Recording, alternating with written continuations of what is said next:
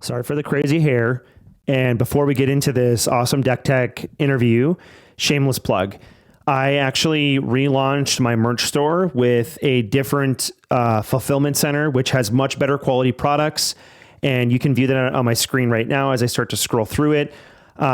We have embroidered crew necks, and I've lowered all of the suggested pricing for all of this to be lower than what was suggested because I'm not here to nickel and dime you all.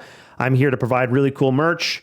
We got sort of desk pads / playmats and hoodies as well, and different color options depending on what you're looking for. This is a great way to support my channel. I thought about doing a Patreon, but honestly, those are fine if you want to do those. But I really want to have you, if you want to support my channel monetarily, that you get something out of it other than just content. I'm still going to make content, but I would love for you to be able to enjoy something if you support it monetarily in via merch. And I wanted this merch to actually be something that's cool, that you wanted to wear, that felt cool to actually purchase, something you'd see and purchase for yourself anyways. And that is sort of the spirit of what this is. And there's more designs to come as I start to continue to iterate on this as I move forward. So thank you very much and enjoy the interview.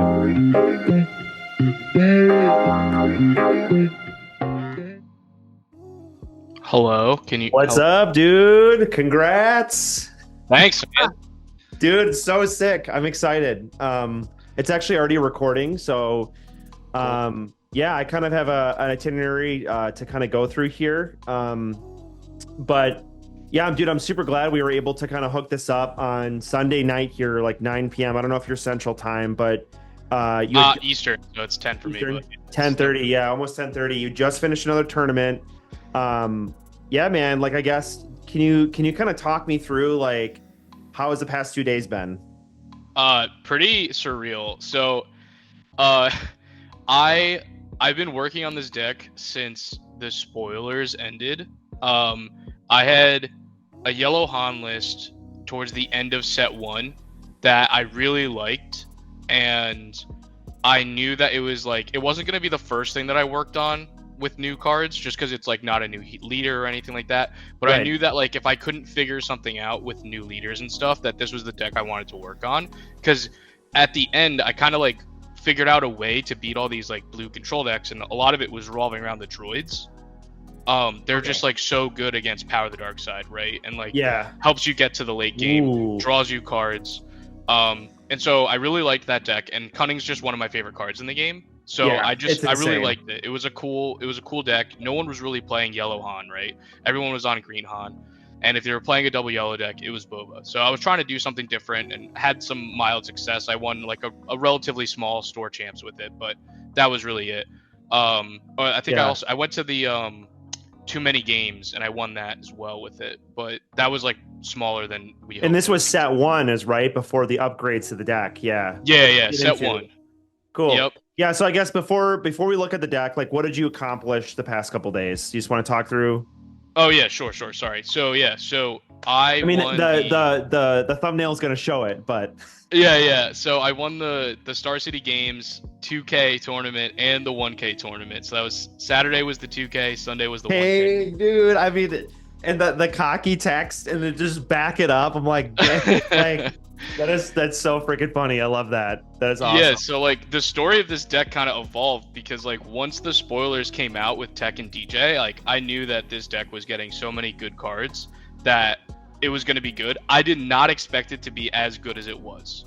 But in this last month, since the last spoilers came out, I've been testing primarily just this deck and tuned it to the point where I was really happy with it. And in talking with like, I just would been playing with my 2 friends who are like local. We played a lot in paper, especially because like with Han having like to activate Han and stuff, like I wanted to make sure I always remembered my trigger to like defeat my resource and don't have any like game violations, right?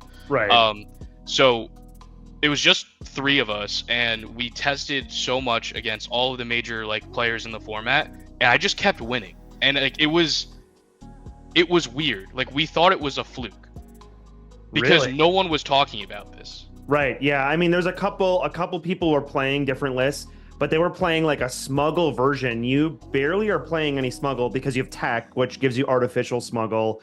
And I'm just going to share my screen here as we continue to kind of dig into this a little bit. Yeah, totally. Yeah, I mean, this is when I saw this list, you sent it to me, and I like looked at it. And I'm like, okay, you sent me a Discord DM. Like, dude, I just took first place in a 2K, and I looked at the list, and I'm like, yep, it like clicked in my head because a lot of these cards I'm familiar with. I play in yellow Sabine, but the way you've slotted some of them in, because they're very flexible cards, like the Falcon or even Ezra and some of the early yellow Sabine decks, like the card advantage you can get off in Han is very, very strong, turn one plays and stuff like that. So yeah, I guess tell me a little bit more. So like, you obviously this is like one of the first big tournaments or the first big tournament you've played in, and I think of is this the first one for Shadows that's over? Yeah, yeah, it's like one of the first ones for sure. Yeah. So like so you said in testing you started just winning and winning and winning. Like yeah, tell me a little bit more about that journey. So it started with, I was like, let me just play DJ because I felt like when spoiler season was going on, it was the last legendary that got spoiled, and I feel like people kind of just glossed over it. Yeah.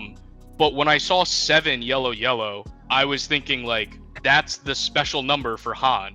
Right, 7 is the golden number for Han because when you have 5 resources, you activate Han, you deploy Han, you attack, you have 7 resources. And one of the things that I felt the deck previously with just set 1 was lacking was another 7 drop. Yeah, because Han unit only can take you so far, right? Like in certain matchups, it's not the best, and then like sometimes you just wouldn't draw it, right? So I wanted to have like another good 7 drop, and heroic. Cunning heroic like didn't really get big cards for this new set. Yeah. But when I saw DJ, I was like, wait, this is actually the new card. And then when I like started playing and realizing what you could do with Han's ability to like defeat the resource you stole, and then I wanted to play tech anyways because once tech got spoiled, I was like, this just solves the blue villain matchup like on its own. Yeah, it's insane. Yep. Because they super laser blast and you just play it from your resources and play another thing and you have a full board again, and it's just like they didn't do anything. And so I started playing with it. I didn't even realize when I first started playing with it that DJ could work as a reduced cost with tech. Like I didn't even realize in like the first week of testing. I was just playing it as like a 7 and it was still good. Like that's the thing that a lot of people, and especially in this tournament, people weren't realizing, because I think most people who have experienced the tech DJ combo have only seen DJ come out when there's a tech on board. And so like I would just play the DJ after I attacked with a Han on the 7 resources out, and would blow people out because they just weren't thinking that DJ could come out without tech. Which obviously like the more people know about this deck and stuff like that, like less of that kind of interaction is going to happen. But that's one of the cool things about playing like a rogue deck is like some people are just not going to know what's going on. Yeah, absolutely. I know what that's like with yellow. Yellow Sabine is same thing. The surprise factor. People are just not ready for certain play lines, not tested against it. Yeah, I guess to pivot off of that, or like to bounce off of that, do you feel like moving forward as this deck gets more popular, kind of before we kind of dig into like, okay, hey, let's talk about these card interactions, blah.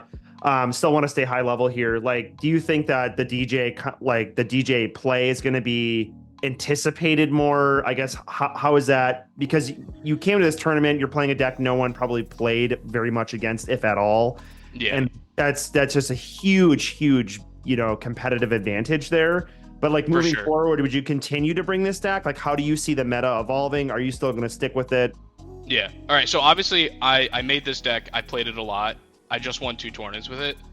I think it's like the de facto best deck in the format right now. Yeah, dude, own it. You gotta say something spicy. Own it. You got evidence behind it too. So I mean, okay, so in my internal testing with my 2 friends, the 3 of us, right? I put this deck up against a gauntlet of very good decks, and everybody who's playing is very good players, right? Like, I just won 2 tournaments, and my one friend who I would mostly be testing against, I think he might actually just be better at the game than I am. And like I was beating him consistently with this against a slew of decks. I think at the end, because I tracked a lot of my the matchups and win-loss ratio in testing, I think I had like a 78% win rate across the board. Dang, that's wild. Over 100 dude. matches. Like, it's a lot of testing that I did. And the only deck that I found that had close to making me have a 50% win rate, and it was like I think I had like a 48 to 52% depending on the makeup of the deck, was the green Palpatine. Okay. That's Mono the green? only deck that I found. Mono green? Mono green Palpatine. Yeah, is it the command that gets you too, like the double ramp, and then they can kill something? Yeah, the 3/5 Sentinel honestly is like really annoying for my deck to deal with, just because a lot of my units have 3 power, and if I ever deploy like unit Han, then they can steal it with Palpatine, and I can't really steal it back efficiently. Like, New Adventure is in there specifically for the Palp matchup, because if they like steal a tech or something, I get to just steal it back, right? Dude, okay. Dang, that's so sick. Or you can, does it blank the damage as well? Yeah, so you can blank the damage on the Palp flip. Like if they think they're going to steal your Han, you could just play that to blank the damage so that they don't get the mind control effect. Wow, that is wild. And then I want to point out to people watching this video right now, if you're watching this and you're like, oh, this is a cool deck, I love it, it's playing double yellow, you know, you could pivot from mono Boba into this pretty easily if you had Falcon. 100%, yeah. But the thing is, I noticed you said how much you tested. And the only time, if you're watching this, if you want to win a big tournament, you need to play 100 to 300 games with a single deck, or you won't place in the top 4. I mean, I put money on it. If there's good players there, you just won't, unless you get insanely lucky, which again, I put money on it. I'd bet against luck, right? I think you also have to get lucky regardless, to be honest. It's a card game, right? Like, no, I mean, that's 100% true. And I'm like super thankful to my good friends who tested with me, Tyler and Chris, because like there would be road bumps that I would hit with this deck where I was losing consistently against a matchup, and then something would, like, I would figure it out, right? Like, I would figure out, oh, I just need to do this avenue of attack. And one of the best things about this deck is the versatility, because you can go the aggro plan, right? You have Surprise Strike, Falcon, and Cunning. You can push a lot of damage. Speaking my language. Right. But then you can also play like a really good control game. You have a lot of hand disruption. You have Cloud Riders that are just like 3 damage to kill a unit, right? And you have like the long game with tech, and you have like Han Solo unit, which can just kind of start clearing things in the board, and you're just like taking units out, and you just control the board. So you have a lot of versatility, and like certain matchups, you have to play certain way, and other matchups you have to play a different way. Yeah, let's talk about, like, let's start at the top here from R2 on and just start talking about interactions. Sure. I think it's a good pivot into that, because it's not just that you can do this DJ combo. Like, you have insane turn 1s, you have insane turn 2s, you have insane turn 3s. Like, the deck is partially because of the Han ability. So yeah, do you want to start with the R2 and Spark and C3PO, the kind of the 2 cost cards at the top there? Yeah, so the droids are a package deal. I think that you can maybe get away with just playing C3PO, but I think that the odd chance that you get to have both of them in your opening hand and being able to play them both using Han's ability on the first turn of the game is amazing. Like, you immediately recoup the card that you just resourced. Yep. And now you have this engine every turn where you're drawing an extra card than your opponent is, and they have 4 health, so they're really tough to kill. There's like nothing. Is there nothing in the game that kills that besides McClunky Cad Bane trigger? I don't think there's anything in the game on turn 1 that anyone's going to play that's not like a losing line anyways, right? It's insane. I think that is actually it. They would have to play a 1-drop and then McClunky with Cad Bane. So like it's such a good combo, and the cool thing too is it's an on-played trigger. So like, even if they end up killing the R2 or the C3PO, like, you're at least drawing 1 card guaranteed. That's wild. My rule with them is, even if the card on top is bad, you just always keep it and name whatever number that is with C3PO, because just look at it as like, okay, if it's a bad card, I'll just resource it. Now you have an easy resource decision the next turn, right? And that's honestly having like that little bit of brain power that you can turn off of like thinking about what your next resource is, super helpful. Yeah, this deck seems very complicated because there's multiple paths to victory where like Green Han is like Ewing or Han. Yeah, resupply deploy Han, play a U-wing, hope that's good Yeah, enough. yeah, it's a lot simpler. It's still a complex deck, but like, yeah, how many decisions you're making in this deck, I think, is proliferated quite a bit by the Han leader ability. So that's Yeah. interesting that you can like you're making these mental shortcuts so that you can kind of have that brain power for the rest of the games. That's good. Yeah, it also gets really complicated too because there's like certain times where I'll have R2, C3PO, and Ezra in my hand, and I have to make a decision about which one I want to play. And that really depends on the matchup. Like if I'm playing against Sabine, I want to play the Ezra because it kills a lot of their ground units, right? Yep. Or if I have a Falcon, I kind of want to like hope that they play an A-wing and just kind of win the game on the spot if I get to play a Falcon that's against brutal. them on turn one. Yeah, no, I mean, the cool thing too is with the Falcon is like I've played against like Palp decks where I just play a turn one Falcon and I just start hitting them for 3 because like they're gonna need to deal with it eventually. Yeah, I never understood why people bounce it too. There's a lot of Han players that'll bounce it on turn 2, and I'm like, I don't know, a turn 1 Falcon that you got 6 damage by the end of turn 2. That's as fast as Sabine. Like you're playing a Sabine deck at that point. Yeah, I mean, you don't even have to bounce it because you get to pay for the Falcon with the destroyed resource from Han. So you get to keep it out that turn, actually. So. Oh yeah, that's a good point. I forgot about that interaction. Yeah, it's a crazy interaction. Oh, the amount of times that comes up where the Falcon is just free for me it's insane. Yeah, that's crazy. Because you're activating Han like so much. Yep. If I'm forgetting that it's the 3 resource turn. If you play Falcon to clean something up, a lot of times people will bounce it because that's the turn they want to like pop off or something. But yeah, with a resupply, that's pretty nutty. So let's talk about Spark because you're playing 3 Spark, 3 Cunning, which can also has a mode to randomly discard. You're playing 3 Bodies and you're playing 2 Kiras. So you're playing main deck 11 hand disruption effects. Like how did that play out in the tournament? Amazing. So it sounds pretty degenerate, honestly, to play against. Like it is. I mean, it is. So I come from a Magic background, and one of my favorite things is turn 1 Thoughtseize, and one of my favorite plays with this deck is turn 1 Spark of Rebellion. Dang. Turn 1 Spark of Rebellion can mess up so many people. Obviously, it's way better if you have initiative to start the turn. Yeah. Because you can like take their only 2-drop, right? Oh like if you're playing against a Sabine deck and you Spark of Rebellion them on turn 1 and you take their like A-wing and they have no other 2-drop, you just won the game. Like it's crazy. Yeah. And what do you follow that up with an R2, or do you typically not do that? Like if you have R2 Spark, would you do that line, or is that too greedy? Probably not, because I don't think R2 does a lot on its own in this deck. Like the scry's nice and having a body's nice, but it doesn't trade really into anything. And like the 1 damage isn't really relevant in the Sabine matchup because you kind of want to do chunks of damage with like surprise strikes and cunning. So like especially if they're playing ECL with the 25 health base, like you're gonna get there eventually. It's fine. You don't need the extra like board presence. I'd rather keep it to like maybe play like a Aztec gunship the following turn if they like have another space unit or something. Sure. Like if they play like red 3 the following turn, and then you get to just resource into four resources, Aztec gunship, take out the red 3. And now they've done no damage to you besides pings maybe, and you're about to go to the Sabine flip turn, right? Like, yeah. But you know, Spark Rebellion's like an MVP. I think it's good early, it's good late, especially on key turns. Like if you know.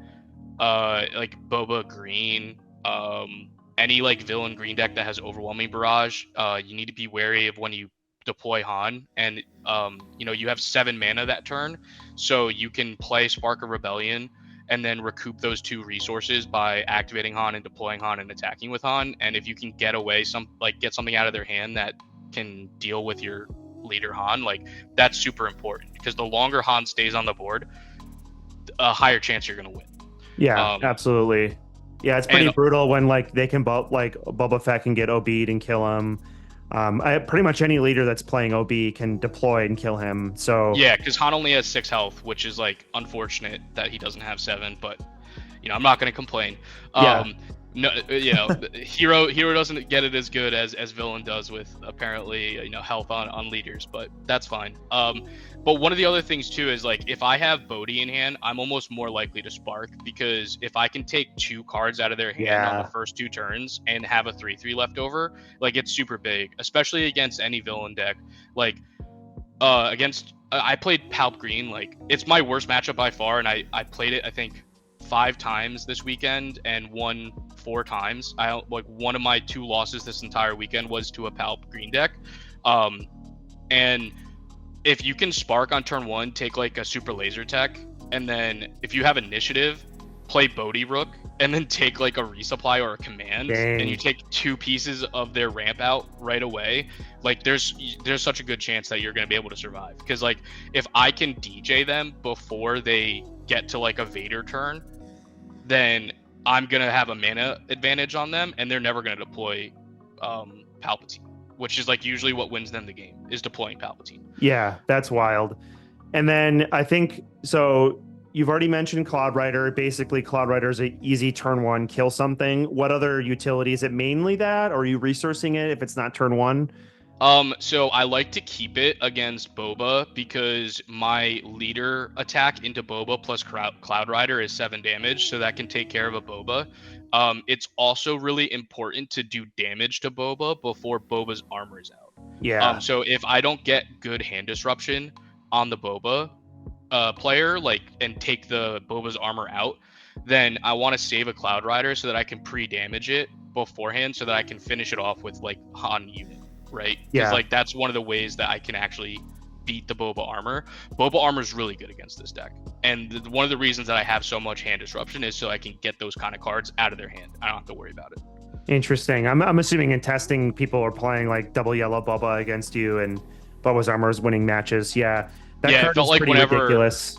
Whenever I lost that matchup in testing, it was Boba armor into like Fire Spray was like the 2 big things, right? And that's why in my sideboard it might look weird that I have Felda Dragons.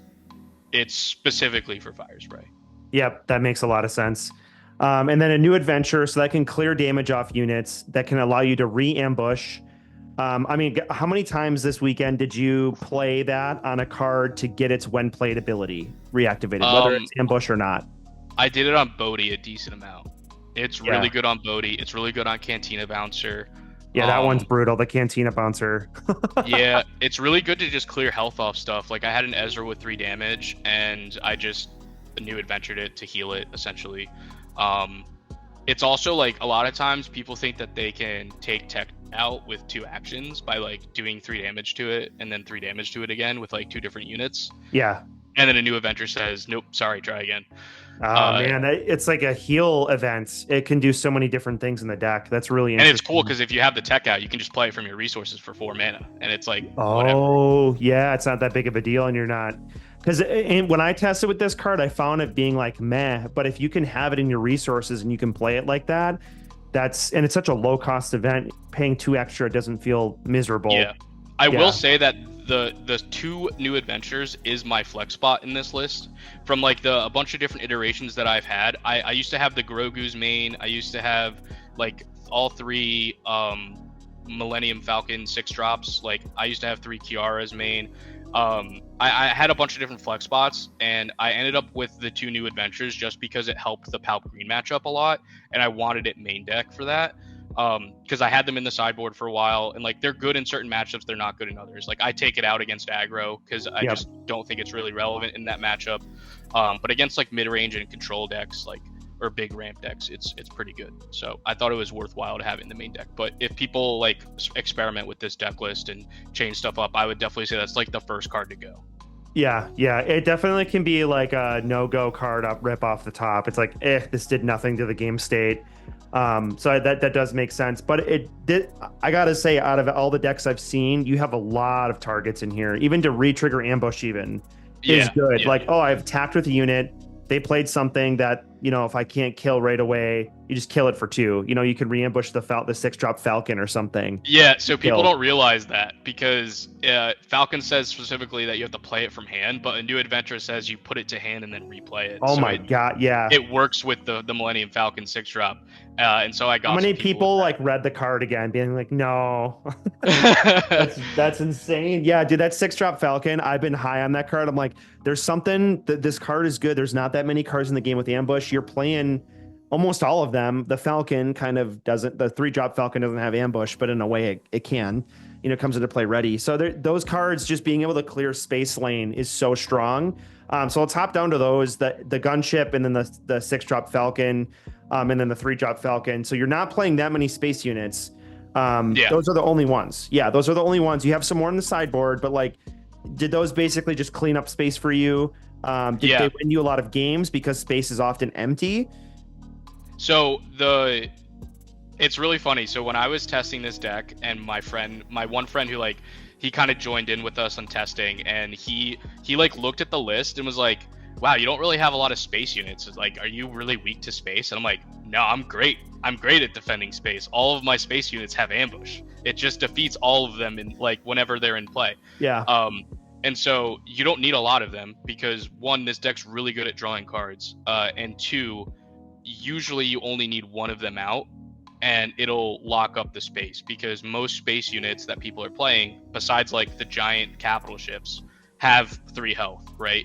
So, like all the Sabine little ships, they all have 3 health. The Boba yellow like ships, like the 2/3, there's the 3/2, like you'll be able to trade effectively into those with the Falcon and the Aztec gunship. And then the Millennium Falcon, honestly, I play it less for ambush because it's a lot of times not relevant, because I've already kind of cleared the space or like bounced a spaceship with like a Cantina bounce of the previous turn or something. Right. A lot of times it's just a giant body in space for a deck that's unprepared for it. Yep, absolutely. That's what I found. Even smuggling it in, I usually play it from smuggle in every deck I play it in. And the ambush can be relevant in like, if they slam a Concord Dawn or something and you happen to have a Falcon out, that can clear it, right? But for the most part, it just smuggling it. And then like if they don't have an immediate answer, I'm assuming you're surprise striking it or cunning it, hitting it for 9, hitting for 8. I mean, that's insane.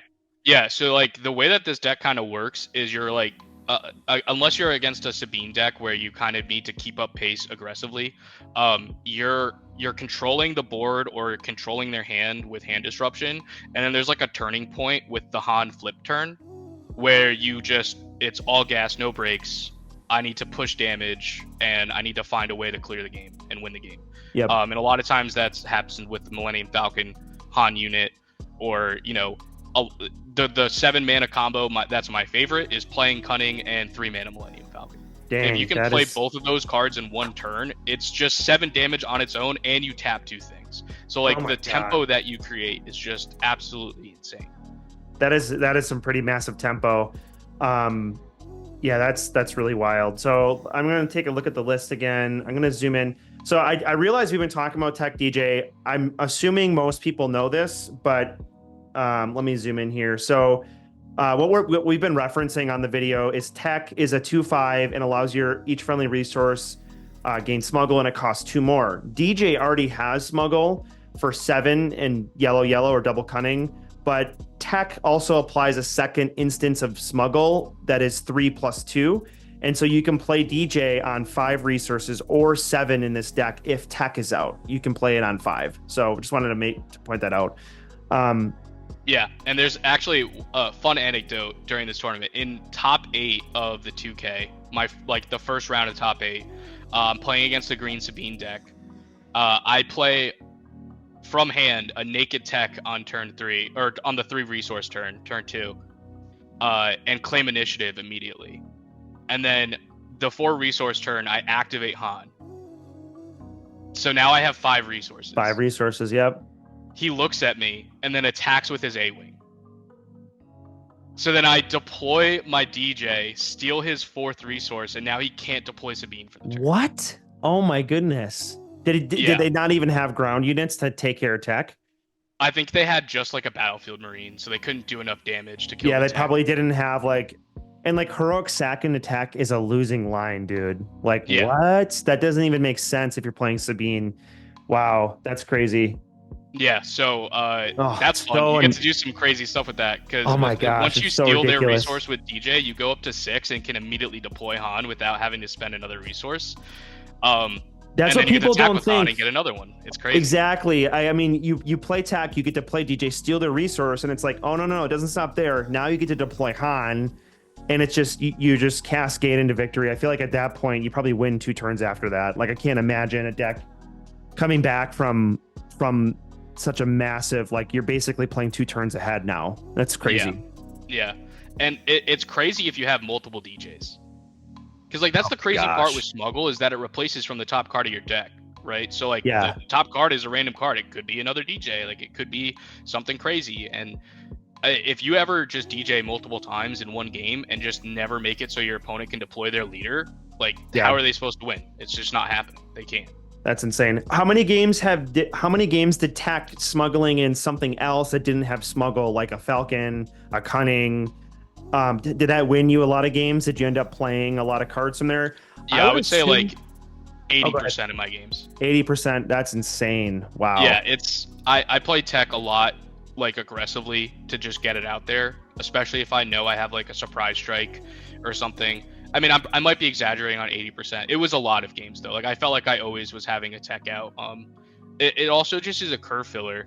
Like, and so is DJ too. You know, they're both 5 toughness units. They're pretty strong. Yeah, I actually don't think I deployed DJ as like just a unit. I think you just wanted to go big or go home. Yeah. That's funny. But I have done it in the past in testing, but like I didn't do it in this tournament at all. I thought about it, I think, once, but I actually do that against green Palp sometimes, especially if I know they're running scanning officer.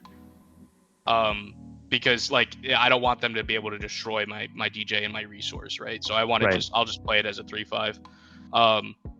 But yeah, no, and if you look at my 3 drops, like, it is specifically this way. There's 24 of them. That's insane. The reason that it's like that, or no, sorry, it's not 24, it's 18. How many? Like 3, 6, 9. Well, if you count Waylay for C3PO, but yeah, so it's 18 of them, and it's most of the deck. It's a third of the deck, and the reason that I wanted that many 3 drops is specifically for C3PO. So, like, when you're in the blind and like your R2 died or you didn't have the R2, that's like the number that you usually want to say for C3PO. How many? I mean, would you say off the top? Did you hit 3 like 80% of the time when you play C3PO? No, I actually did miss a lot this weekend. But I hit it in key turns, like key. I got like a waylay off the top in one game that won me a game, just because like I had a key waylay at a certain spot. Like it's just, it was always good. Like sometimes I would name 2 if like I knew a surprise strike was gonna win me the game, and I'd rather just take like the lower chance of like a 2-drop being there. But like if the surprise strike's there, I'm gonna name it. But also, like, the cool thing is with Ezra, you can attack with Ezra and not play it and then just draw it with C3PO. Like, I did that with a Han unit one time, where, like, Ezra is basically, like, a pseudo R2 for you. Yeah, that's a good point. You basically have six effects for R2 or for C3PO to synergize off of. That's really good. That's awesome. That's a really good playline optimization. The last card, because there's a lot of cards in here that are from set 1, and I'm not going to, like, Bodhi Rook, we know why you're playing it, right? You get to basically discard a non-unit, non-creature. It's what is that, like duress or whatever? Is that what that is? Yeah, exactly. Duress on a unit. So Kira is the card that we didn't comment that wasn't from that is from set 2. How many times did that card make you have like a pivotal moment? Like you name a card you don't want them to play, they ended up not being able to play it that game. Did that happen a lot? Oh yeah, she's Vader's best friend. Vader's best friend? Oh yeah. The amount of times I named Vader with Kira was a lot. Jeez. Darth Vader's like one of the most annoying units for my deck to deal with because he has 5 power and he has ambush, so he kills pretty much everything in my deck except for Han Solo unit and Han Solo leader. And so that card is really problematic, and if I can't spark a rebellion out of their hand or randomly discard it with Cunning, relying on Kira to try to at least give me a turn. The other way is obviously like stealing their resource with DJ, but if I can delay a Vader for a turn or 2 against the green Palp deck or other green villain decks, like it's super helpful. She has been phenomenal, especially because like a lot of times I already know what's in their hand, right? Like, from a Bodhi or a Spark the turn before, yeah. Right, so like if I like Bodhi them on turn 3, take their overwhelming barrage, see that their hand is like mopey 3-drops and a Vader, or like an 8-drop, right? Like I'm just gonna name whatever big cost thing it is and then try to steal their resources so that they will never play it this game. Wow, that is wild. And if you play that line and you see that information, you can pivot your how you play into it, which is really, really important. But then to your point, if they don't have that unit, then DJ is not going to die. You could just steal the resource. I mean, it's just crazy. Yeah, I mean, there's turns too where like with that, like I said, like that 7 resource pivotal turn, you can Bodhi them and into Kira, like, and get all of the information beforehand. You have a game plan. Like, obviously, Kira lets you look at their hand already, but um, I've always found that like if I know what they have going into it, it makes the decision to play the Kira and like use those resources a little bit easier for me to like get on board with. Because like sometimes you'll play a Kira on 4, and if you haven't like played anything to look at their hand yet, you find that they don't really have anything going on, or like there's nothing really valuable for you to name off of it. So it's like less impactful, and you could always just name something that's not in their hand, of course. But you know, a lot of times it's just more efficient to name that because it just kind of blanks a card in their hand, right? So it's just harder, and you're already hand hitting them so much. So like, you know, they get down to 1 or 2 cards, and like now you're naming another one with Kira, and it's just like they don't have any play into what you're doing. Yeah, that's crazy. Yeah, I'm just like thinking in my head, I'm like, dang, if you play R2 C3PO, then you play Bodhi, you're drawing cards, you're ripping cards out of their hand, then you play Kira. Your opponent's like not able to keep up. I mean, you have so many engines going. You have a card disadvantage engine and you have a card advantage engine. And that's all before Han flip. It's just this deck is way more explosive early game than the other Hans that I've seen that are like dirtling with like a battlefield marine. Right. It's like that's not doing it. It's just a 3/3. But now you're actually getting engines out and then tearing apart their hand. And that was Han's bad matchups too. A lot of the ones you had said, but you have a lot of main deck cards that can just completely subvert those decks. Bodhi specifically, like those event based decks. I mean, I've played control decks in my testing group against a Bodhi, and makes you so tilted when a Bodhi gets slammed against you. And so just having that in Han is strong. Did you ever Bodhi turn 1? Did you ever have to do that? So I did it in testing a bunch and found that it kind of felt bad a lot of times. The only time that I thought it might be relevant is like if I don't have initiative and I'm against a Palp player and I don't have a way to get super laser out of their hand, and I just hope that they have a resupply that I can steal. Yeah. But it's kind of like a desperate thing of like I mulliganed into this hand and it's not great. And I'm trying to like figure out a way to make it good. Right. And it's still really not even that bad, honestly. Like it doesn't feel great, but playing a Bodhi on turn 1 and getting a card, if you get one, is not really that bad. Nobody's expecting it, so they probably will have an event that they are thinking to resource on the next turn. It's like, oh, I didn't think to get Bodhi'd on turn 1. Right. That's crazy. Yeah. Cool. And the other thing too that like with the thing I was talking about with Kiara and all the other like hand hate is the reason that I think this deck is the best DJ tech deck is because you can protect the combo, right? Like you can make sure that when you play the tech and when you play the DJ, you're not running into something that's just going to blow you out. Because that's like the number one thing that feels bad is like, oh, you play a tech on the 3 mana turn or 3 resource turn, and then your opponent like force chokes it. Yeah. Wow. Dude, right? You're convincing me. I'm like, do I switch to this for Gen Con? I'm just listening to the lines. I'm like, yep, those are very strong lines. Yeah, you basically can pivot at any moment. Let's talk about the sideboard, and then we'll talk about like the weaknesses to the deck, which I think you've already alluded to. And then we can probably wrap it up. Sound good? Yeah, totally. So you just want to run through the sideboard? Yeah, sorry. No, you're good. So the sideboard is kind of broken up into 2 parts. The Grogu's and the Aztec gunship are for Sabine. Pretty much just Sabine. Actually, that's a lie. Grogu's also for Boba. One of the ways I found Boba. One of the ways that I found to beat Yellow Boba, especially, is you play Grogu and you hope that they don't attack into it. Because if they just start hitting you or trading your other units and they just leave Grogu, innocent little child, alone, you get to just tap their Boba for free. And it's really, really good and it's really helpful. It turns like a lot of times they'll like, set up these like 4 mana plays with the 5 mana like flip Boba turn. Yep. And you get to interrupt that by tapping the Boba down and not letting them get those extra resources. So that's really helpful against there. Against Sabine, if I play this on turn 1 and I have initiative, I'm never getting damaged. Yeah, I've played against versions of this deck with a Sabine deck. It's pretty brutal. And you just like if they can't play Darksaber, they can't play Wing Leader.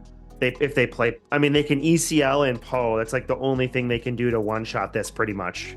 Yeah, and I love that. Please use six power onto my Grogu and not my base. Right. That exactly. just lets me turn the table and start doing damage and pushing like the race in my favor. So I think it's also like a lot of people aren't playing against Grogu, so they don't maybe know how to play against it, which is definitely a thing.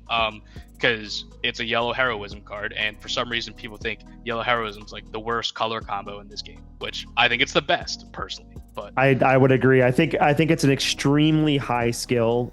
This deck to me screams high skill. Like, I think you can make one resource mistake and you could have won a game, and an experienced pilot wouldn't have done that. Like I'm just looking at this deck. It's the only hesitation that I have. It's just like I don't have enough reps with the deck. Yeah. Yeah, it's very strong. And then you have the mercenary gunships. Is that also for Sabine? No, so the mercenary gunships are for Palpatine. Ooh, go faster? Yeah, so what I've realized is Sabine is really good against Palpatine. The reason that Sabine is really good against Palpatine is because it has a really good early game space presence, and Palpatine does not. Even with the new like 3/2 Black Sun Starfreighter or whatever. Yeah, that card's not even that good. It's not that good, and if I trade my two drop into your 3-drop, like I'm happy with it. But I also have like ways to kill that with like Millennium Falcon and Aztec Gunship, right? Yep. So I want to go to space, do early damage, and then get to my higher resource turns where I can Cunning, push damage, surprise strike you into the ground. Right. And I was kind of flirting with the Gray Squadron, the new one, like the Y-Wing? Yeah. The Y-Wing. Because I thought that a lot of times they're just going to take the damage anyways. But if they had the Royal Guard out, and I could get, if they chose to put damage on the Royal Guard, it gets to the 3 health range, which is a lot better for my units, right? Because that's like one of the hardest units for me to deal with is a 3/5 Sentinel, which sounds crazy, but when you play this deck, you're gonna find out that you can't kill it with one action besides like Han unit. Which is also why the Syndicate Lackey's also there. Yeah, I was going to ask about that. Is that to take out key sentinels that are problematic? Yep, it's to kill 3/5s essentially. And the Fel the Dragons I also bring against Palp just because it can clear some big stuff sometimes, but a lot of times I put them in my resource, and then hope that I can like tech it out for 8 mana and it's fine. Right, like if they drop a 10-drop, like I'd probably also have a similar amount of mana. I never stop resourcing with this deck. Yeah. There's like very few points in the game where I don't resource, and it's only if I know I don't have a tech. Interesting. Yeah. Other than that, I never stop resourcing because it just fuels tech. It's just cards for later. Yeah, that's crazy. So yeah, so like the Fel the Dragons are for Boba because of Fire Spray, and then Palp because of big stuff. Pretty much any green villain deck I'll bring them in against. And yeah, and the Syndicate Lackeys, good against the 3/5s. So like any deck that has 3/5s, I bring that in. Yeah, I remember the Lackeys. I've seen people play that in set 1 Han because it one-shot Sabine as well. That's like Oh yeah, it's pretty good against Sabine too. I didn't bring it against Sabine just because I found that when I have 5 resources, I'm already in race mode with them because it's when I deploy Han. So I'm trying to like play Cunning that turn with like a Falcon, to just do damage out of nowhere that they're not expecting. But yeah, that's another good one. Like I probably should try it more with against Sabine. No, yeah, this is excellent. Yeah, thank you for the analysis. So, do you happen to have like a list of your matchups? I mean, yeah, I don't know if that would be posted anywhere. I don't think it would be, but like your matchups for it, because I know people are going to be like, did you play against Royd Ray? Did you play against? Oh yeah, for the 2 events. Yeah. I do actually. I'll put that in the description then. Yeah, I guess. And then as you're looking for that, like Red Ray, how is that? Like a lot of people are saying like that's going to be in the meta. Obviously, it's hard to really say what the meta is, but you say green Palp is the only hard matchup. Like, how do you deal with those like crazy ground sentinels? Just bounce them to their hand? I guess A lot of times it is just bouncing to their hand, hoping that they claim, play a waylay, put damage in that they didn't think was going to happen, right? Like, right. A lot of times what I found is like people who claim early, oftentimes should have just been passing. Oh, because they don't realize that I just have these things that can bounce stuff. Or maybe they realize it but think that like I would have played it already or something if I had it. But a lot of times, like if someone claims early, that's just my opportunity for putting a checkmate in. Actually, so in the 2K, my first round I played against a green Palp deck and I lost. This was my only loss in the event. But in game 3, it was the pivotal turn where I had the 6-mana Falcon out. He had a Relentless out with 3 damage on it because they had taken out like a 3-mana Falcon from earlier. Yeah. I had a Bodhi Rook that was out and he was untapped. He was unexhausted. He was readied. And he had the Relentless was tapped already, but he had like a Palp and a Royal Guard out and I think like something else. And they were all untapped. And he claimed early. He was at 20 health. So in my mind, he claimed because he was worried about me doing some like surprise strike damage with the Millennium Falcon. The Falcon in space, yeah. I kind of went in autopilot, and it was also like my first game of the day, so I wasn't like really in the zone yet. And so I had 6 mana open, and my 2 cards in hand were Surprise Strike and Cunning. But I had a tech in my resources. So I was like, oh, I'll just play tech out. He but claimed. Yeah. But I literally had like a checkmate where I could have just wasted the surprise strike because of the Relentless, right? Or, like it just takes it away.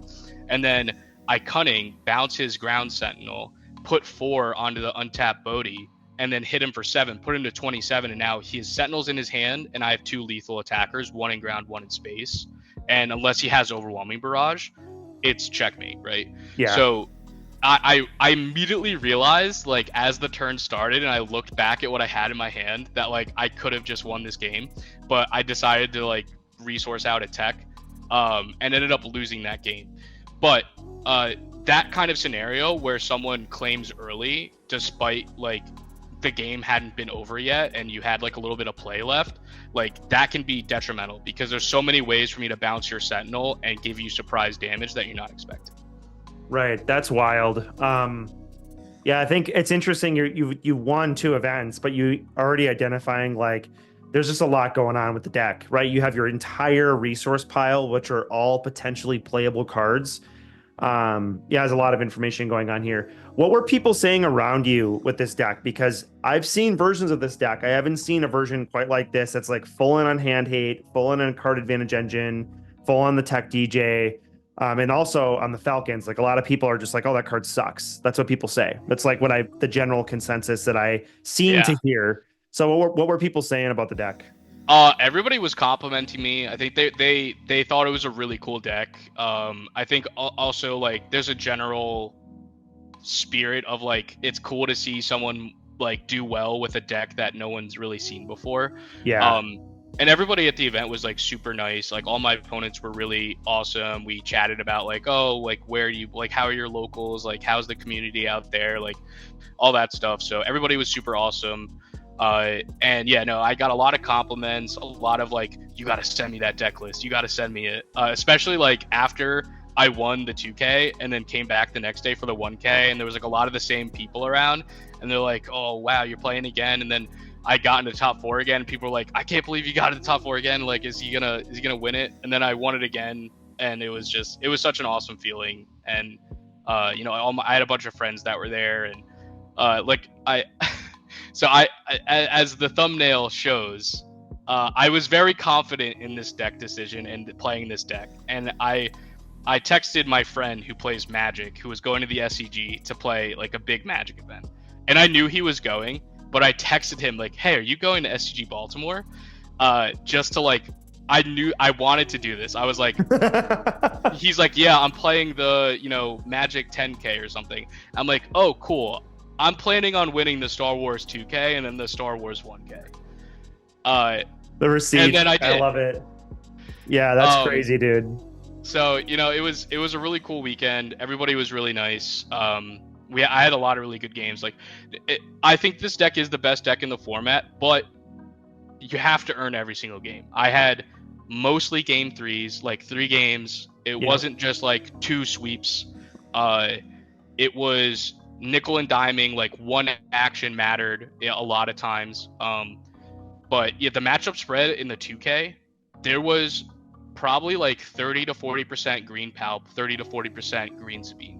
That's crazy. And then the rest were like smaller, like Boba Yellow, Red Ray, my deck. There's a couple Young Han decks. But like that was really it. It was really heavily Palp and really heavily Sabine. And because I lost, so what ended up happening, I think, is all of the Sabine decks preyed on the Palpatine decks because I kept facing the Palpatine decks. Because I lost round 1, I was in the X1 bracket, so I kept fighting people who lost to Sabine. That's crazy. Yeah. Yeah. I feel like that's gonna be the meta based off your experience. Like I know Green Sabine just has people have a lot of the cards because of set 1. It still plays a ton of set 1 cards. And it's I think relatively, yes, I think people say Sabine's easy to play. I don't think that's true, but Green Sabine is a bit more linear of a deck in terms of like you curve out pretty consistently, like how you play your cards and what you target is where the skill comes in.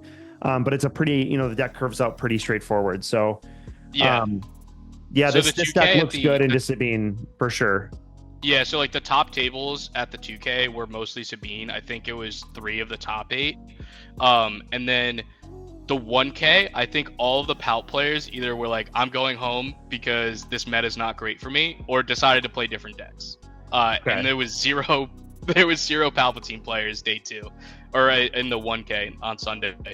And then it was a lot of Sabine still. So like I played Sabine, I think 3 times, in the 1K, and I beat Sabine every time I played it this weekend. I think I played it 5 times total. Are you saying Green Sabine's dead deck? I mean, I don't know why people are playing 25 health bases. I'm just saying, like, I think 25 health bases are not a good time in a world of Cunning.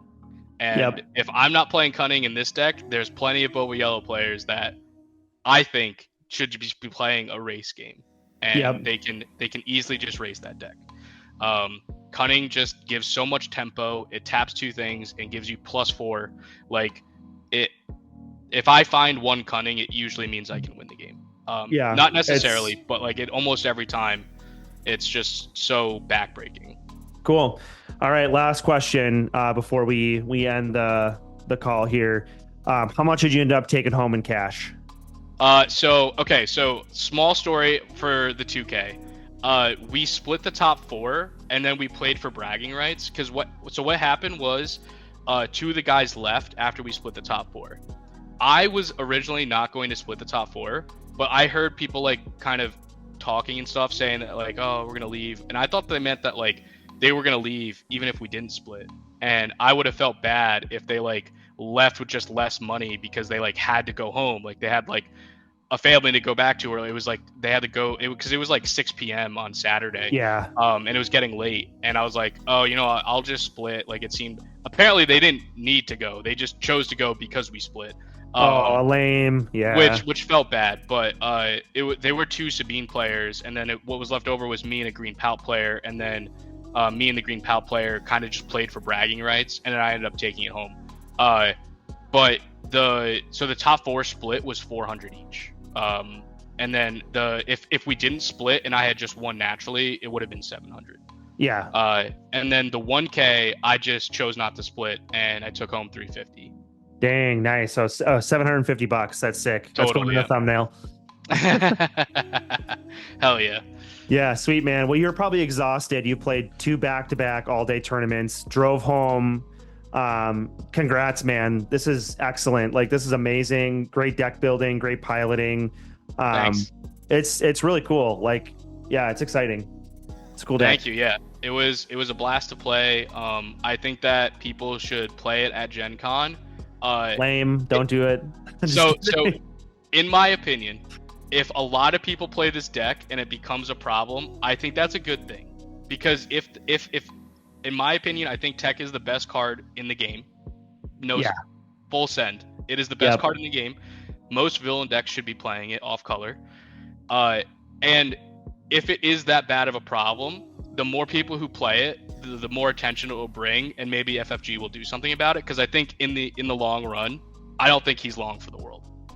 Yeah, I would agree. Everyone that I've talked to, and we've been talking in our testing groups, Tech, it's like, oh, if you know, pretty much unless you're an aggro deck, why you're not playing Tech? Why you're not? It's like literally the comment that I see made against a heroism deck every single time. Even in the sideboard, like why isn't there 2 in the sideboard against a grindy matchup? And you know, play it in the main. Yeah, just play it in the main. Who he's cares? a 2/5. I mean, he's a big great. butt. He can handle it. And you know, there's a lot of decks like even like Ray can actually pump Tech, I believe, to a 3/6, which is insane. So, you know, there's a lot of play lines there. So I would agree. I'm waiting for the card that the community is going to start to call for a ban. I don't know if we're there yet because the card pool for Tech isn't quite large enough, but I could see Tech is a card that only gets better with time. Yeah, and that's I don't want to call for bans. I'm not trying to call for bans. I'm just saying, like, I want people to prove me right by playing the crap out of this card and maybe even this deck. Yeah. But just play the crap out of it. And if people are doing really, really well, the results will say it for themselves. Yeah, totally. Well, thanks, man. I know there's a bunch of people waiting for this to get posted, so I'm going to edit this and post it tonight. But very much appreciate you getting on here, talking about the deck and celebrating with you. Hell yeah, man. Yeah, hyperfoil the deck with that 750. Yeah, I mean, I still got to work on my master set from set 1. So. Yep. Sweet. All right.